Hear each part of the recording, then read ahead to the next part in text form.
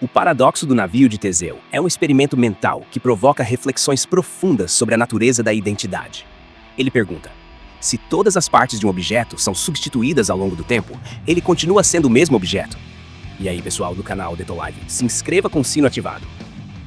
A história tem origem na mitologia grega, centrada no herói Teseu, conhecido por derrotar o Minotauro no labirinto de Creta. Após essa façanha, Teseu retornou a Atenas em um navio com 30 remos, que os atenienses preservaram como um símbolo de sua vitória. Conforme as peças de madeira do navio apodrecem, eles as substituíram por novas, mantendo a embarcação funcional. Com o passar dos anos, todas as partes originais foram trocadas. Surge então a questão central: o navio que está no porto sem nenhuma peça original é o mesmo que Teseu usou para navegar de Creta? Para tornar o enigma ainda mais intrigante, o filósofo Thomas Hobbes, no século XVII, adicionou uma camada de complexidade. E se alguém colocasse todas as peças descartadas e construísse outro navio com elas? Qual dos dois seria o verdadeiro navio de Teseu?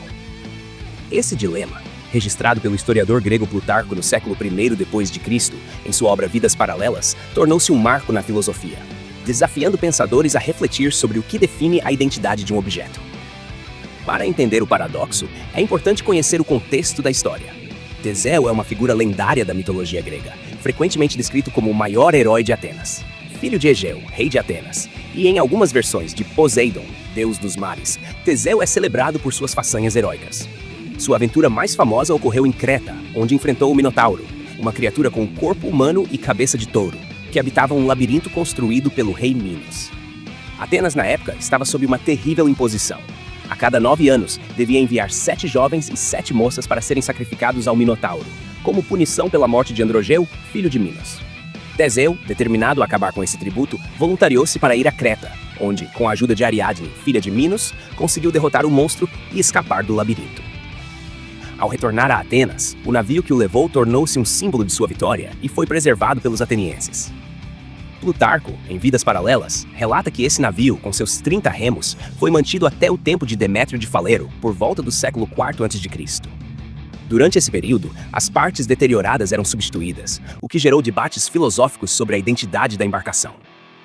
Plutarco escreveu: o navio em que Teseu e os jovens de Atenas retornaram de Creta tinha 30 remos e foi preservado pelos atenienses até o tempo de Demétrio de Falero, pois removiam as partes velhas que apodreciam e colocavam partes novas, de modo que o navio se tornou motivo de discussão entre os filósofos a respeito da identidade dos objetos. Esse registro, datado entre 96 e 117 d.C., marca o início formal do paradoxo como um problema filosófico. O paradoxo do navio de Teseu atraiu a atenção de filósofos desde a Grécia Antiga. Um dos primeiros a abordar questões semelhantes foi Heráclito, no século VI a.C., conhecido por sua doutrina do fluxo contínuo, expressa na frase: ninguém se banha 2 vezes no mesmo rio, pois as águas são outras, e outro é o homem. Para Heráclito, tudo está em constante mudança, e a identidade é mais uma questão de continuidade do que de permanência material. Aplicando isso ao navio Teseu, ele poderia argumentar que, apesar da substituição das peças, o navio permanece o mesmo, porque sua identidade está na continuidade de sua forma e função, assim como um rio mantém sua identidade mesmo com águas sempre novas. Aristóteles, no século IV a.C., ofereceu uma perspectiva diferente com sua teoria das 4 causas: material, o que compõe o objeto; formal, sua forma ou design; eficiente, o agente que o criou; e final, seu propósito. No caso do navio, apenas a causa material muda com a substituição das peças, enquanto a forma, o propósito, ser o navio, e o agente eficiente, os atenienses que o mantêm, permanecem constantes. Assim, para Aristóteles, o navio continuaria sendo o mesmo, pois sua essência não está apenas na matéria, mas na combinação dessas causas. Essas ideias iniciais estabeleceram as bases para debates que atravessariam séculos. No século XVII, filósofos modernos revisitaram o paradoxo, trazendo novas camadas de complexidade. Thomas Hobbes, em sua obra De Corpore, introduziu uma variação que intensificou o debate. E se as peças descartadas do navio fossem coletadas e usadas para construir uma segunda embarcação? Agora há 2 navios. Um que foi continuamente mantido pelos atenienses, com peças novas, e outro reconstruído com as peças originais. Qual deles é o verdadeiro navio de Teseu? Hobbes não ofereceu uma resposta definitiva, mas sua pergunta destacou a dificuldade de definir identidade com base apenas em continuidade ou material original. John Locke, também no século XVII, abordou a questão da identidade em seu ensaio sobre o entendimento humano. Ele distinguia a identidade de objetos inanimados da de seres vivos. Para objetos como o navio, Locke argumentava que a identidade depende das partes exatas que o compõem. Se uma única peça é substituída, o objeto já não é o mesmo. Assim, o navio com todas as peças trocadas não seria o navio original. No entanto, para seres vivos, Locke propôs que a identidade está na continuidade da organização funcional ou da vida. Um ser humano, por exemplo, permanece o mesmo devido à continuidade de sua consciência e memória, mesmo que suas células sejam substituídas. Gottfried Leibniz, no mesmo período, introduziu o princípio da identidade dos indiscerníveis, afirmando que dois objetos são idênticos apenas se compartilham todas as propriedades e relações. No caso do navio, o original e o reconstruído têm histórias diferentes, o que os torna distintos, mesmo que pareçam idênticos em outros aspectos. O paradoxo do navio de Teseu não se limita a objetos inanimados. Ele também provoca reflexões sobre a identidade pessoal. Nossos corpos estão em constante renovação. Células da pele são substituídas a cada 2 ou 3 semanas, células do sangue a cada poucos meses, enquanto algumas, como os neurônios do córtex cerebral, permanecem por toda a vida. É comum ouvir que o corpo humano se renova completamente a cada 7 ou 10 anos, mas isso é um mito. Embora muitas células sejam substituídas, outras, como as do cérebro, que armazenam memórias, não são. Para Locke, a identidade pessoal está na continuidade da consciência, especialmente da memória. Assim, mesmo que o corpo mude, somos a mesma pessoa enquanto mantivermos uma cadeia contínua de memórias. No entanto, casos como amnésia ou demência desafiam essa ideia. Se alguém perde suas memórias, ainda é a mesma pessoa. O paradoxo também levanta questões em contextos modernos, como transplantes de órgãos ou próteses. Se uma pessoa recebe múltiplos transplantes, até que ponto permanece a mesma? Essas questões mostram como o paradoxo de Teseu ressoa em debates sobre o que nos define como indivíduos. Além da identidade pessoal, o paradoxo se aplica a diversos contextos.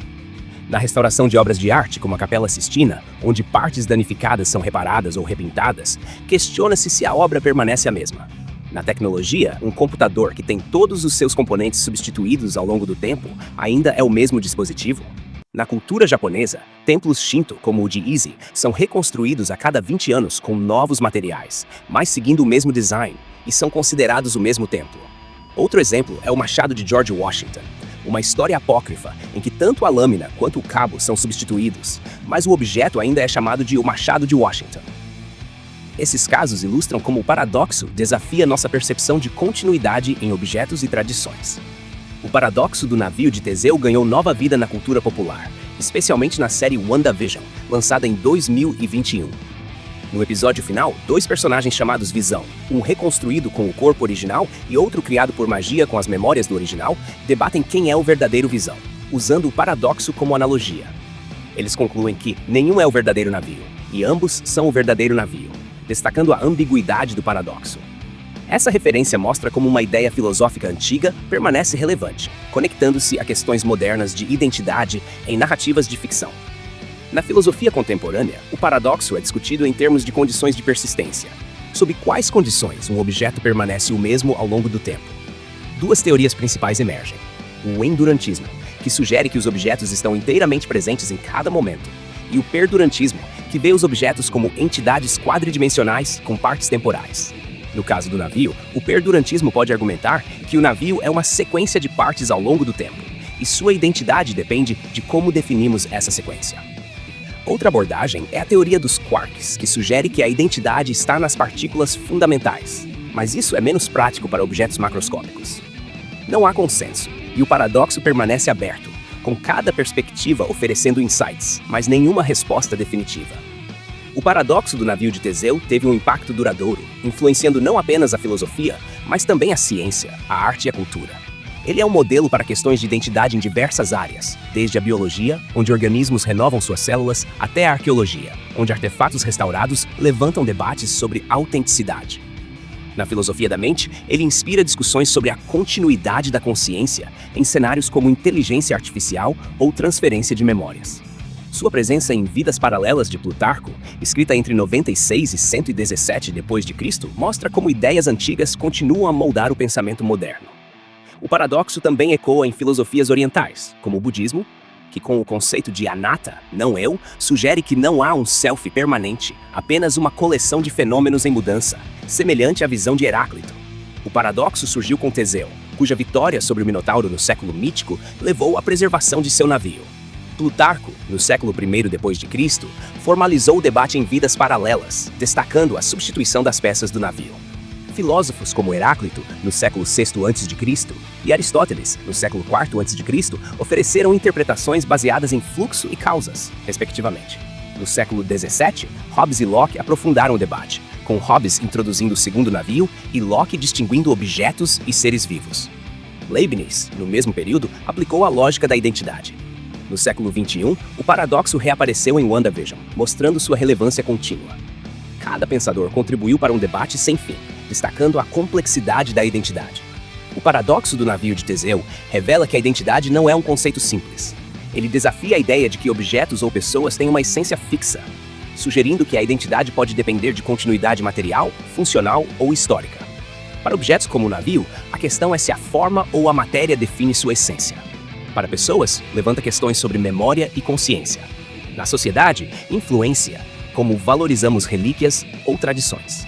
Por exemplo, o USS Niagara, restaurado no século XIX, é um caso real que ecoa o paradoxo. O paradoxo nos convida a questionar o que significa permanecer o mesmo em um mundo em constante mudança. Curtiu o vídeo? Não esqueça de deixar seu like, compartilhar com os amigos e se inscrever no canal com o sino ativado para receber mais conteúdos como este. Deixe também sua opinião nos comentários. Você acha que o navio é o mesmo? E quanto à sua própria identidade? É a mesma pessoa que era há anos? Compartilhe suas reflexões e vamos continuar esse debate fascinante. Valeu!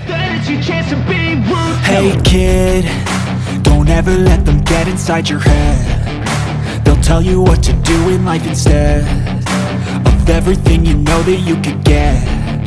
Don't let them guide your life towards regret.